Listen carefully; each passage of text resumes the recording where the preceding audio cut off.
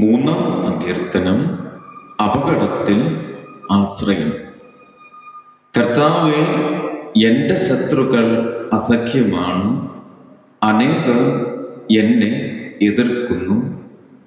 ദൈവം അവനെ സഹായിക്കുകയില്ല എന്ന് പലരും എന്നെക്കുറിച്ച് പറയുന്നു. കർത്താവേ, അങ്ങാണ് എൻ്റെ രക്ഷാകവചവും എൻ്റെ മഹത്വവും. എന്നെ ശിരസ്സുയർത്തി നിർത്തുന്നതും അവിടുന്ന് തന്നെ.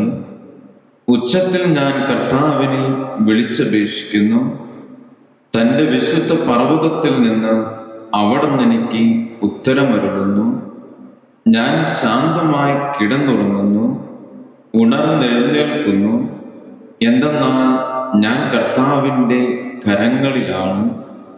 എനിക്കെതിരെ പാളയമടിച്ചിരിക്കുന്ന 10,000 ഞാൻ ഭയപ്പെടുകയില്ല. കർത്താവേ, എഴുന്നേൽക്കണമേ. എൻ്റെ ദൈവമേ, എന്നെ രക്ഷിക്കണമേ. അങ്ങ് എൻ്റെ ശത്രുക്കളുടെ ചെകിടത്തടിച്ചു, ദുഷ്ടരുടെ പല്ലുകളെ അങ്ങ് തകർത്തു. വിമോചനം കർത്താവിൽ നിന്നാണ്. അവിടുത്തെ അനുഗ്രഹം അങ്ങയുടെ ജനത്തിന്മേൽ ഉണ്ടാകുമാറാകട്ടെ.